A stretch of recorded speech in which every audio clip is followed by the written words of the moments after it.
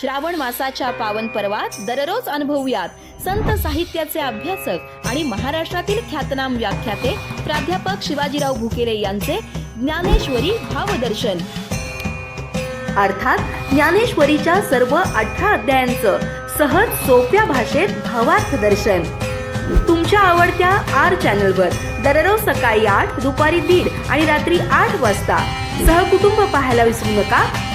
ज्ञानेश्वरी भावदर्शन याचे प्रायोजक आहेत महेंद्र ज्वेलर्स, राजारामपुरी, कोल्हापूर. पुंडलिक वरदा हरी विठ्ठल श्री ज्ञानदेव तुकाराम.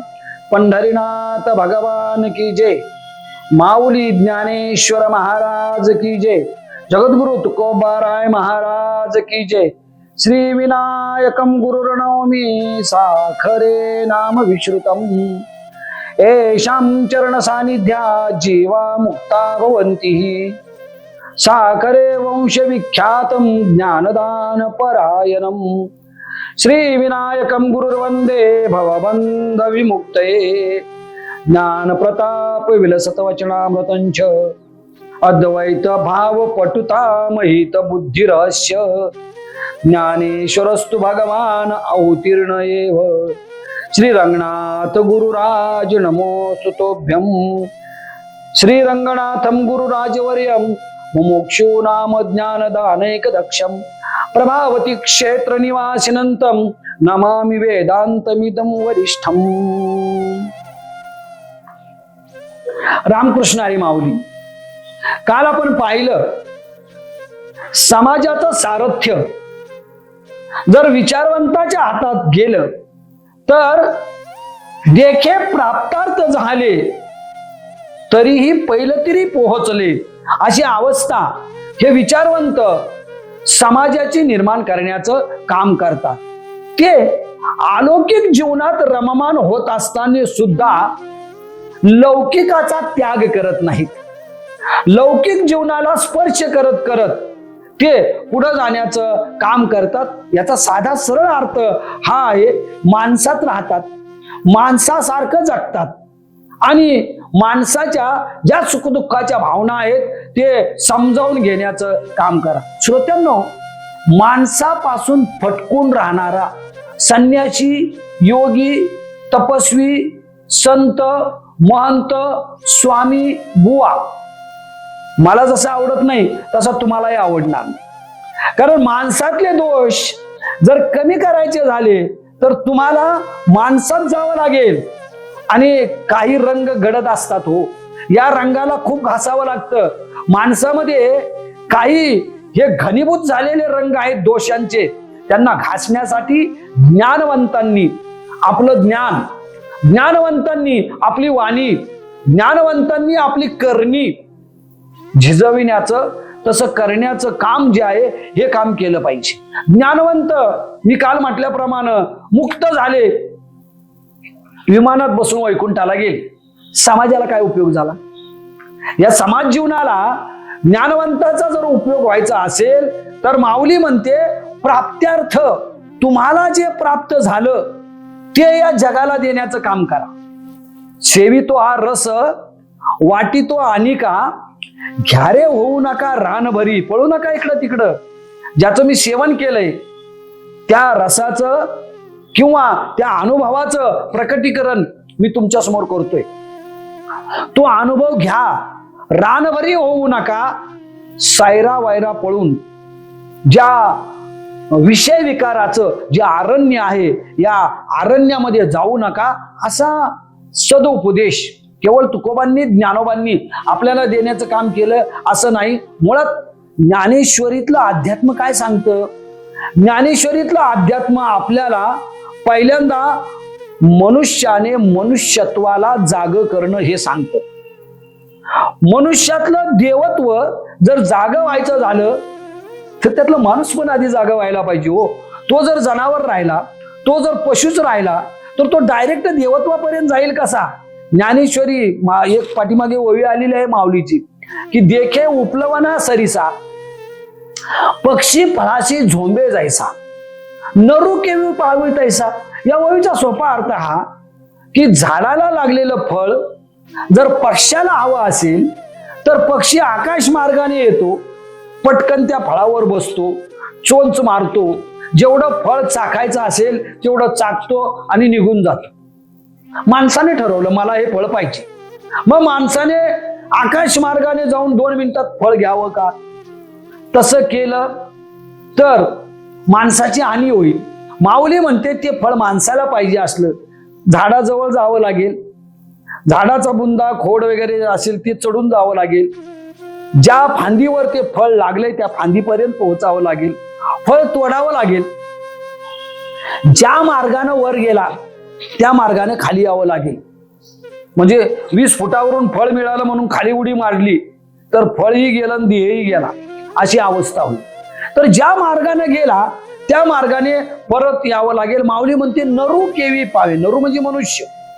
मनुष्य तिथपर्यंत कसा जाऊ शकेल तर केवू तेनी ढाळे ढाळे टप्प्याटप्प्यानं हळूहळू आपल्याला तिथपर्यंत जावं लागेल. आपण उपजताच ज्ञानेश्वरासारखे ज्ञानी होऊ शकणार नाही. आपण उपजताच रामकृष्णाधिक होऊ शकणार नाही. आपल्याला उपजताच जी साधुत्वाची अवस्था आहे ना ती प्राप्त होणार नाही. माऊलीनं सांगितलं याच्यासाठी या फांदीवरून त्या फांदीवर, त्या फांदीवरून तिसऱ्या फांदीवर असं हळूहळू जावं लागेल.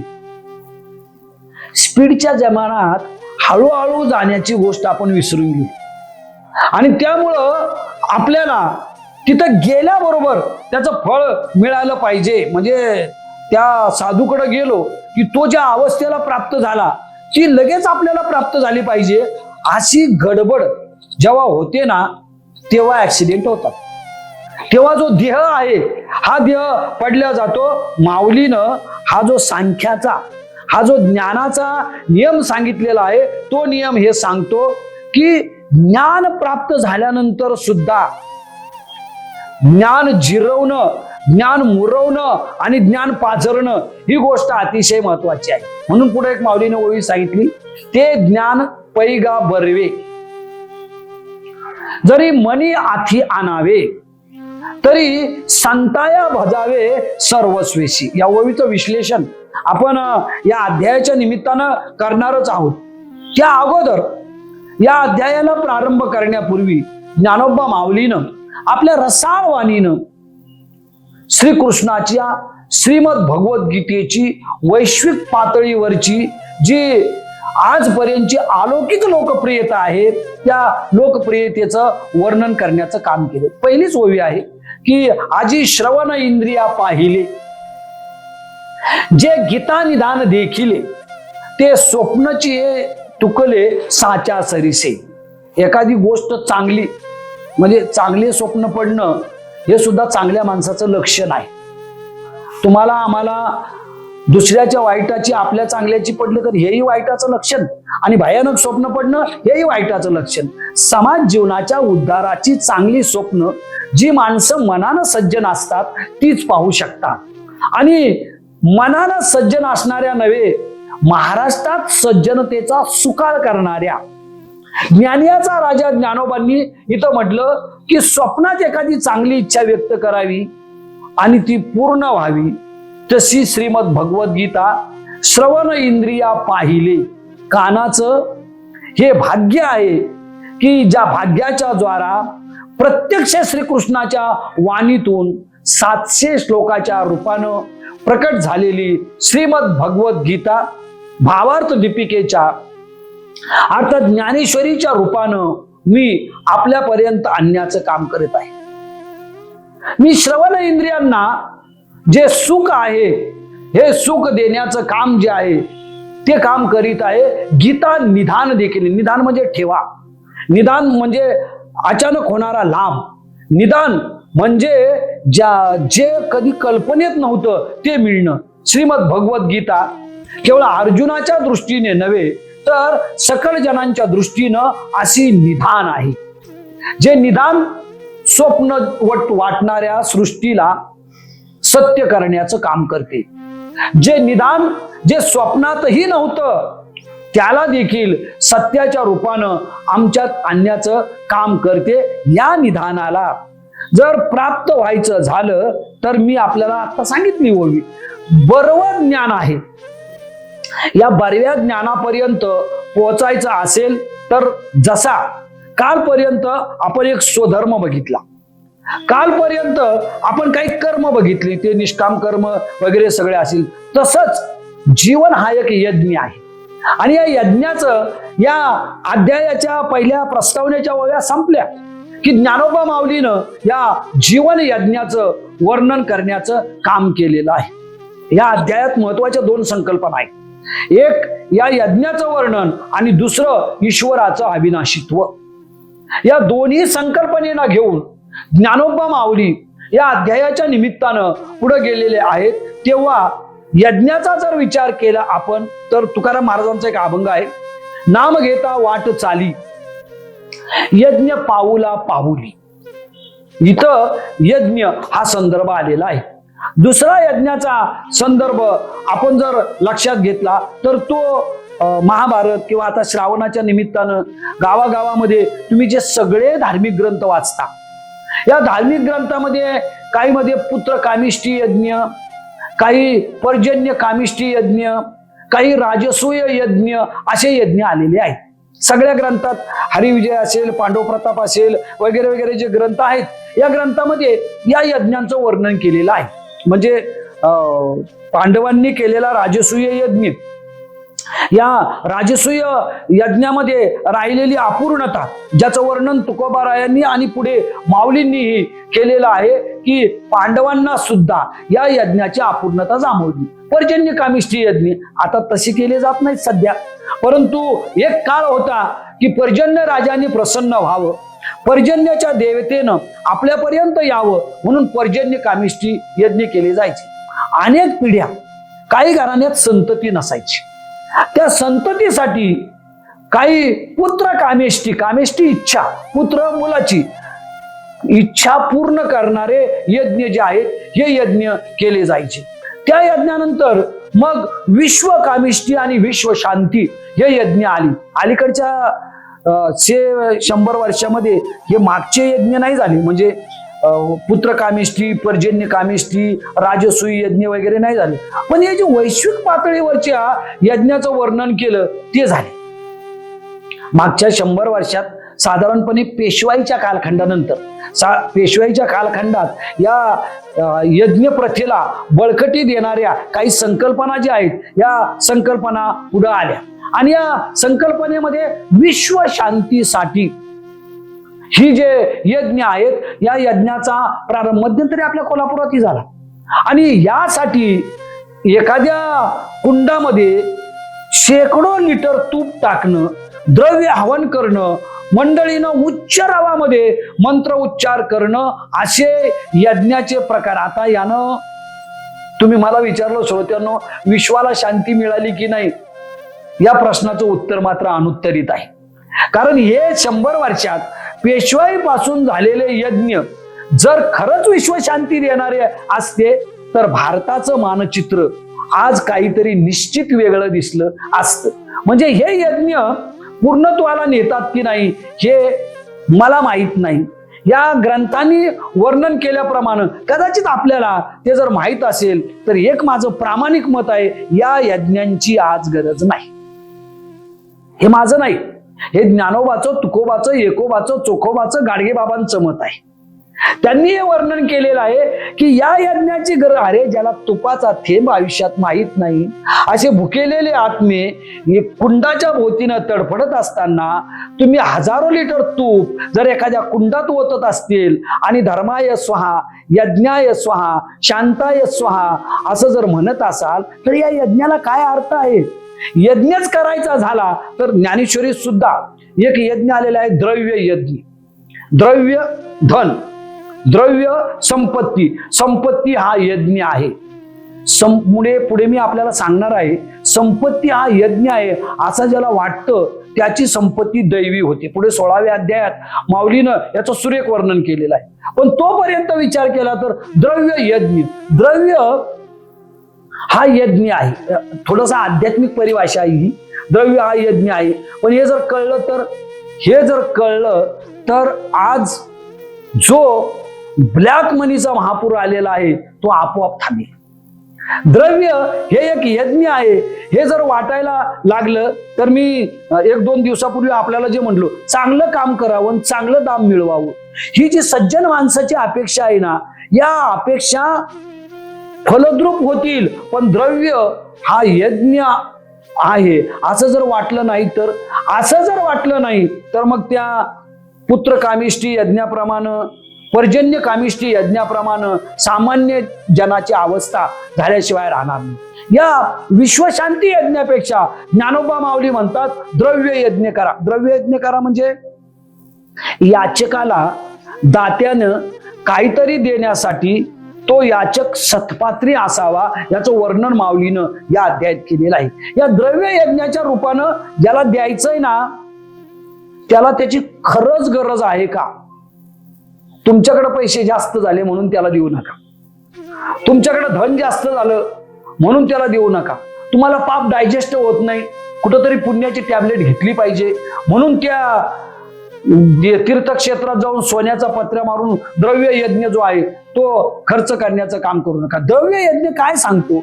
द्रव्य यज्ञ हे सांगतो की ज्याला गरज आहे त्याला ते देण्याचं काम करा. याला एक शब्द आहे सत्पात्री दान.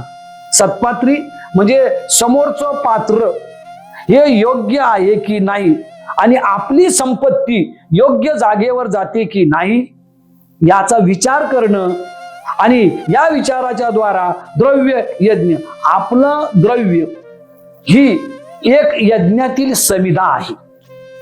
आपलं द्रव्य हे यज्ञाद्वारा मिळवलेलं एक अर्जन आहे असं जेव्हा वाटायला लागतं ना तेव्हा पैशाला काळ्या वाटा फुटत नाहीत आणि काळ्या वाटाद्वारा पापाचा अंधकार समाजामध्ये दाटत नाही. पापाचा हा अंधार समाजामध्ये दाटायचा नसेल, ह्या काळ्या वाटा जर फुटायच्या नसतील तर जो द्रव्य यज्ञ आहे तो द्रव्य यज्ञ अत्यंत निष्ठापूर्वक जीवन, आपण संसारिक आहोत, मी तुम्हाला सांगितलं होतं की ते आपण मिळवलं पाहिजे. जोडून या धन उत्तम व्यवहारे उदास विचारे वेच करी. उत्तमची गती तो एक पावेल, उत्तम भोगेल जीव खाली. तुकोबांनी सांगितलंय की अरे सामर्थ्य आहे तोपर्यंत तू मिळवलंच पाहिजेस. मिळवणं हा तुझा धर्म आहे, पण तो द्रव्य यज्ञ इथपर्यंत जायचा असेल तर उत्तम व्यवहारे म्हणजे 1 नंबरचा व्यवहार. उत्तम व्यवहार याचा अर्थ हाच की चांगल्या कामानं तू चांगली संपत्ती मिळवण्याचं काम कर, चांगल्या लोकांच्यासाठी खर्च कर. जर तुझ्या गरजांच्या पेक्षा ती अधिक आहे असं तुला जर वाटत असेल तर जी चांगली आहेत त्यांच्यासाठी ते खर्च करण्याचं काम कर. आणि अशी जर खर्च केलीस तर द्रव्य हे एक यज्ञ आहे असं वाटायला लागेल आणि मग धन अजीर्ण होणार नाही. श्रोत्यांनो, धन अजीर्ण झालेल्याचे अनेक दुष्परिणाम होतात बरं का. आज जे आपण दुष्परिणाम पाहतो ना समाजातले, हे द्रव्य अजीर्ण होण्याचे आहेत. तुम्हाला मला अजीर्ण व्हायचा संबंध येत नाही म्हणजे आवश्यकतेपेक्षा अधिक मिळतच नाही, अजीर्ण व्हायचा संबंध येतच होते. पण समाज जीवनामध्ये जी भयानक विषमतेची दरी निर्माण झाली याला कारण धनाची अजीर्णता काहींच्याकडे आहे आणि काहींच्याकडे त्याचा पत्ताच नाही. दुसरा आहे तपयज्ञ. या शरीराला टावून सुलाखून तयार करणं म्हणजे तपयज्ञ. हा तपयज्ञ एक सामान्य गोष्ट आहे की हे वाचेचं तप, हे बुद्धीचं तप, हे शरीराचं तप जीवनातल्या पायिकांच्याकडनं व्हावंच लागतं. हे तप झाल्याशिवाय, ही तपस्विता असल्याशिवाय जीवन कळत नाही. साधारणपणे तपाच्या बाबतीत एक भ्रम आहे की डोळे झाकून बसला आणि काही कालखंडापर्यंत त्या वाल्मिक ऋषी सारखा स्थिर राहिला म्हणजे तपयज्ञ पूर्ण झाला असं मानलं जात नाही. आयुष्य हीच एक तपस्या आहे. ज्याला वाटतं ना आयुष्य ही एक तपस्या आहे त्याचा पाय घसरत नाही, आणि पाय नाही घसरला की मग तो या दिवसात असणारा चिखल असेल नाहीतर बाकीची घाण असेल ती त्याच्या शरीराला लागत नाही. ही घाण लागायची नसेल तर आयुष्य ही एक तपस्या आहे असं मानलं पाहिजे. याला माऊलीनं या ठिकाणी तपयज्ञ असं म्हटलेलं आहे. हा जो तपयज्ञ आहे, हा तपयज्ञ ज्या वेळा आपण करायला लागतो त्यावेळा जीवन एखाद्या तपस्व्याप्रमाणे आपल्याला साथ देण्याचं काम करतं. मुळात जीवन हा यज्ञ आहे का, ही संकल्पना आजच्या युगाला पटते का, हा एक भाबडा प्रश्न माझ्या मनात आहे. कारण आयुष्य तपस्या वाटत नाही हो आपल्याला. त्यामुळं बेलगाम घोड्यानं कुठेही उधळत जावं आणि एक दिवस नष्ट व्हावं, तसं आयुष्याला नष्ट केल्या जाते. आणि त्यामुळं हा जो तपयज्ञ आहे, हा तपयज्ञ पूर्ण होऊ शकत नाही. यानंतरचा यज्ञ जो माऊलीला अत्यंत अपेक्षित, केवळ या अध्यायात नाही, 9व्या अध्यायात, पुढं पसायदानात, 18व्या अध्यायात 4-5 ठिकाणी या यज्ञाचा उल्लेख आलेला आहे. आणि तो यज्ञ म्हणजे वाघ यज्ञ. करायचा झाला तर वाघ यज्ञ करा. वाघ म्हणजे वाणी, वाचा, आणि वाचेनं जे केल्या जातं ते यज्ञ आहे. हा वाचेचा जो यज्ञ आहे हा काय करतो, हा वाचेचा यज्ञ जीवनामध्ये जे वारकरी पथिक आहेत त्यांनाच नव्हे तर जे सर्वसामान्य जीव आहेत, या सर्वसामान्य जीवांना सन्मार्गाचा उजेड दाखवण्याचं काम हा जो वाघयज्ञ आहे हा वाघयज्ञ करतो. माऊलीनं आपल्या ज्ञानेश्वरीला वाणीचा यज्ञ असं म्हटलेलं आहे. पसायदानाच्या निमित्तानं आपण शेवटी जे विश्लेषण करणार होतो की येणे वाघयज्ञ तोषाल. आणि माऊलीनं पुढे 9व्या अध्यायात एक ओवी सांगितलेली आहे की नाम जप यज्ञ तो परम, बाधून शकेश नानादी कर्म, नामे पावन धर्मा धर्म, नाम परब्रह्म वेदार्थ. या वाचेनं घेतल्या जाणार जे नामस्मरण आहे, या वाचेनं घेतल्या जाणार जे काही तपस्वी पद्धतीनं मंत्र जप आहे तो यज्ञ परम, तो परम यज्ञ आहे. आणि नाही लागत अडका रुक्का, काम होते फुकाच्या फुका. वाघयज्ञ हा असा यज्ञ आहे की जिथं धन खर्ची करावं लागत नाही, जिथं मन मात्र खर्ची करावं लागतं, जिथं ही जी वाणी आहे ना ही वाणी मात्र खर्ची करावी लागते, असा हा वाघयज्ञ आहे. ज्या वाघयज्ञाच्या निमित्तानं माऊलीनं, तुकोबारायानं आणि सकल संत परंपरेनं हे वर्णन करायचं काम केलं. करायचं झाला तर वाचेचा यज्ञ करा. आणि यज्ञ तो परम म्हणजे मी जे सांगितले ना, द्रव्य यज्ञ, तपयज्ञ, बाकीचे जे पौराणिक यज्ञ, या सगळ्यापेक्षा सोपा यज्ञ कुठला माहित आहे का? वाचेचा यज्ञ. वाचा, वाणी, शब्द हे एक यज्ञ आहेत. आणि या यज्ञांना जेव्हा आपण प्रगट करण्याचं काम करतो तेव्हा तुकोबाराय म्हणाले होते, यज्ञ पाऊला पाऊली. देवाच्या गावाला जाताना अत्यंत निष्ठाभावानं देवाचं नाव घेता घेता जेव्हा एक एक पाऊल उचलला जातो तेव्हा पावला पावलाला एक एक यज्ञ जो आहे हा एक एक यज्ञ निर्माण होतो. आता एक गोष्ट तुम्हाला मान्य आहे श्रोत्यांनो, अलीकडं आपण कुठलेच यज्ञ करणं शक्य नाही. म्हणजे ते पुत्र कामिष्ठी, पर्जन्य कामिष्ठी पासून त्या विश्वशांतीपर्यंत अलीकडं आपण 2 यज्ञ करू शकतो. एक पहिला आहे तपयज्ञ आणि दुसरा आहे वाघयज्ञ. एक तर वाचेचा यज्ञ करू शकतो, नाहीतर आयुष्य ही तपस्या आहे, ती तपस्याप्रमाणे मी जगण्याचं काम करेल, हा तपयज्ञ. तपयज्ञाच्या बाबतीतला एक गैरसमज असा आहे की तपयज्ञ फक्त तपस्वी करतात. नाही, तपयज्ञ तुमचा माझा वडील करतो, तुमचा माझा आजा करतो, तुमच्या माझ्या गावातले जे सगळे मंडळी आहेत ते सगळे मंडळी हा तपयज्ञ करण्याचं काम करतात. जे आपलं नाही त्याला ते कधी स्वीकारत नाही. ज्या रस्त्यानं जायचं तो रस्ता निष्कंटक व्हावा याच्यासाठी ते स्वतः प्रयत्न करतात. म्हणून श्रोत्यांनो, तुम्हाला माझी नम्र प्रार्थना आहे, तपयज्ञ करण्यासाठी संन्यासाचा शोध घेऊ नका. तपयज्ञ करण्यासाठी महंताचा शोध घेऊ नका. तपयज्ञ करण्यासाठी तुमच्याच गावात एखादा तपस्वी असेल हो, जो आयुष्यात कधी खोटं बोलला नसेल, ज्यानं कधी दुसऱ्याला वाईट रस्ता दाखवला नसेल, ज्यानं आयुष्याला समरसून भिडण्याचं काम केलं असेल, असा तपस्वी. तो त्यानं दाढी वाढवली नसेल, त्याचा मठ नसेल, त्याचे हजारो शिष्य नसतील, एकही शिष्य नसेल, तो फक्त एकांत पंथ मी चालता निशंक वाटे, या करंदीकरांच्या ओळीप्रमाणे तो फक्त एकटा चालत राहतो. आणि एकटा चालत राहताना जमला तर हा समूह जमावा, नाही जमला तिला सोडून.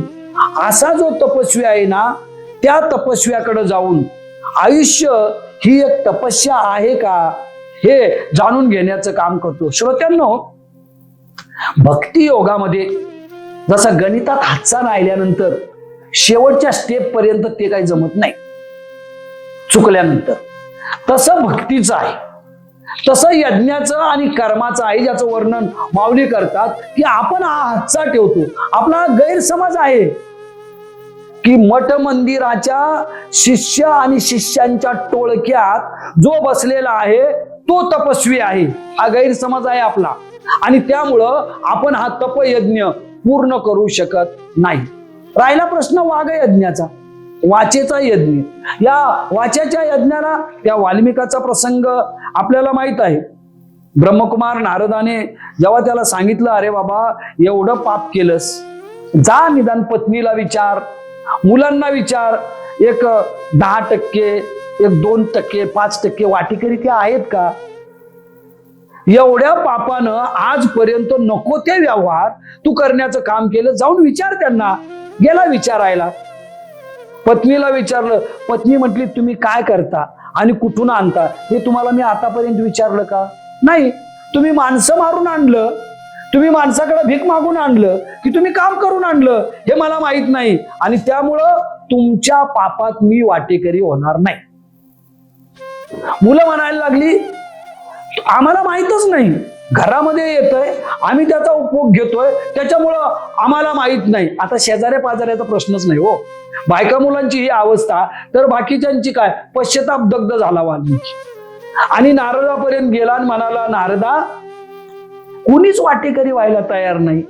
नारद म्हणाले, अरे वाल्या, तसंच आहे, तुझ्याकडून जे हनन द्रव्य मिळालं त्याचे सगळे वाटेकरी झाले, परंतु तुझ्याकडनं जे दुष्कर्म झालं त्या दुष्कर्माचा एकही वाटेकरी झाला नाही. आता एक काम कर, आता आयुष्याची तपस्या सुरू कर, आणि आयुष्याच्या तपस्येनं असं वाणीमध्ये तेज निर्माण कर की एक रामायण घडलं पाहिजे. म्हणजे कसं घडलं पाहिजे? तू जसं सांगशील तसा राम वागला पाहिजे, तू जसं सांगशील तशी सीता, लक्ष्मण हे जे सगळे आहेत ते, आणि साकेत किंवा अयोध्यावासी जे आहेत हे अयोध्यावासी वागले पाहिजेत, असं कर्म करायचं काम करतो. पुढं अनेक श्रोत्यांना कथाभाग माहित आहे तुम्हाला. पुढे त्याने तपश्चर्या केली, वारुळ वाढलं, पुन्हा नारद आले आणि वाल्मिकाने जे जे सांगितलं रामाला तसं वागावं लागलं. आता नवे वाल्मिकी आहेत, नवे वाल्मिकी नव्या वाटा शोधत आहेत. फक्त नव्या वाल्मिकींना तुमच्या माध्यमातून माझी एवढीच प्रार्थना आहे, या नव्या वाटात वाटेकरी किती आहेत हे वाटेकऱ्यांना जाऊन पहिल्यांदा विचारा, आणि मग वाटा शोधण्याचं काम करा. आणि या सगळ्यातनं एकमेव सुटका जर कुठली असेल तर ती म्हणजे वाघ यज्ञाची. हा वाणीरूपी यज्ञ करावा. त्यानं काय होतं?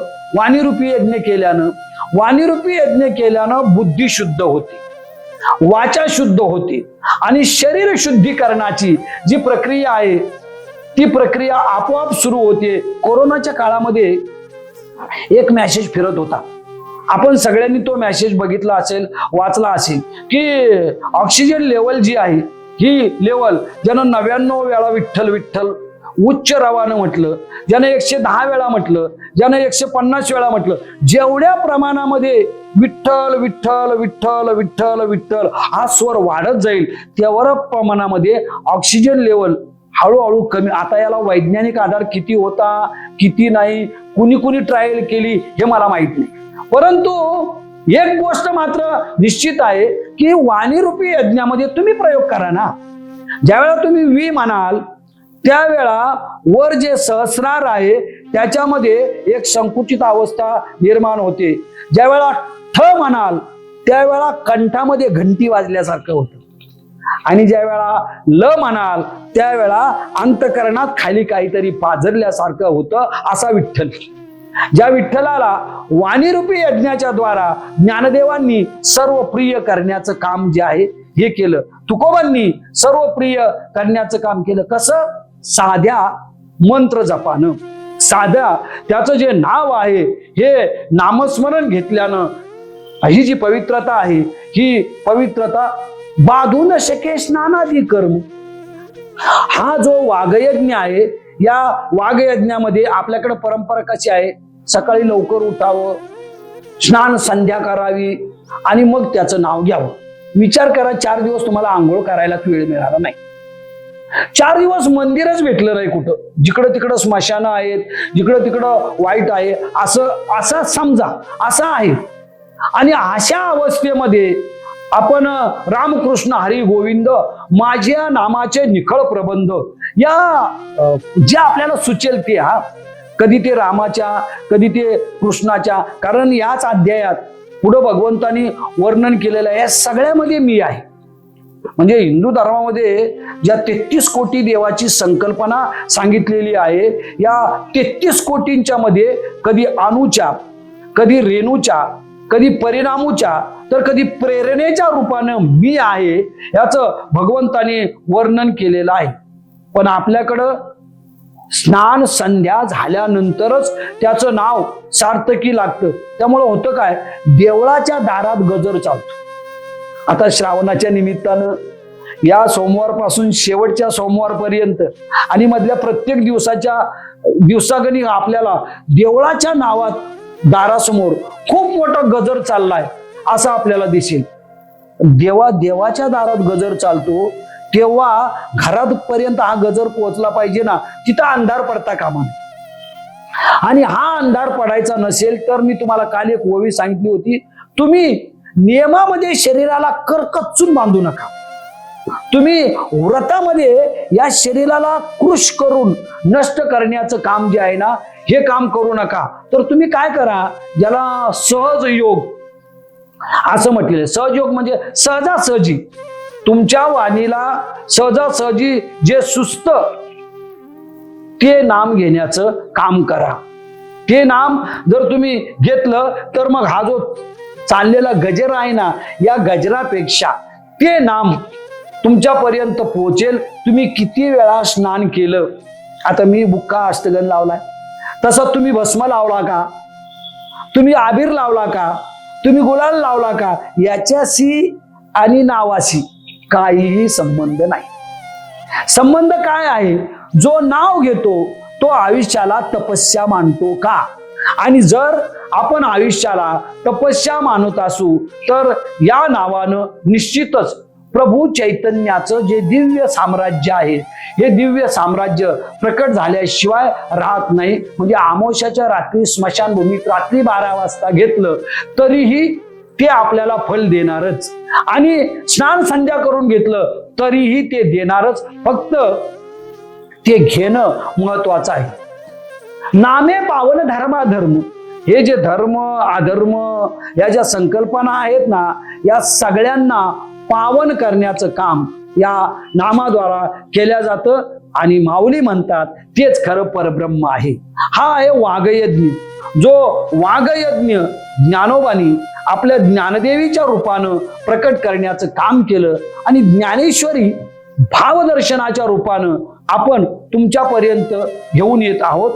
श्रोते हो, या वाघयज्ञाची ही जी अखंडित परंपरा आहे ही अखंडित परंपरा केवळ या श्रावण मासाच्या निमित्तानं नव्हे तर जेवढे मास येतील तेवढ्या प्रत्येक मासामध्ये ती माझ्या नसानसात आणि तुमच्या नसानसापर्यंत पोहोचावी एवढी प्रार्थना योगेश्वर भगवान श्रीकृष्णाच्या चरणी आणि योगियांचा माऊली ज्ञानोबा माऊलींच्या चरणी करूया. आणि आजच्या भागाचा इथे उपसंहार करूया. पुन्हा भेटूया भगवानाचं दिव्यत्व घेऊन. पुंडलिक वरदा हरी विठ्ठल.